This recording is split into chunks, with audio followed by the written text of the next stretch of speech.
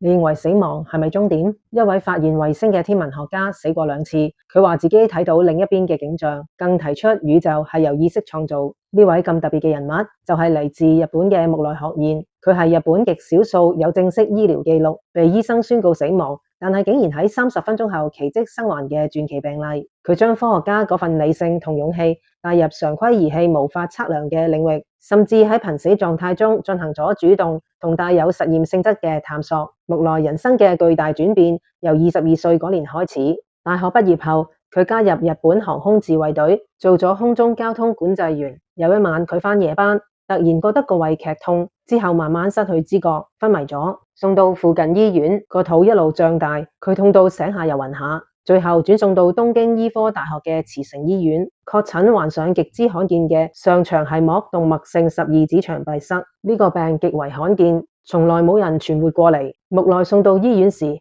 腸道已經完全閉塞，個胃脹到好誇張，跟住佢身體嚴重脫水，短短1日內體重由72公斤暴跌到42公斤，多重器官急速衰竭後，醫生正式宣告佢臨床死亡。佢喺病床上意識逐漸模糊，最後乜都感覺唔到。當恢復知覺嗰陣，發現自己喺一片黑暗之中，但遠處有光，於是佢向住光源爬過去，感覺好似喺泥濘上面爬，用手找起啲泥，啲泥喺指縫間流走，感覺好真實。爬咗一陣，終於爬出嚟，回頭一望，先至發現頭先係喺一條隧道裏面。呢個時候，天色開始有微微嘅光，但係隧道見到嘅光源依然喺好遠嘅前方。木內企起身，佢赤腳踩住濕立立嘅草地，向光源行過去。前面有一條好闊嘅河，光源喺對岸。木內沿住河邊蘆葦叢揾船，佢揾到一隻冇槳嘅爛船，就跳上去用雙手當槳，慢慢爬去對岸。上岸嘅時候筋疲力盡，攤咗喺草地上面，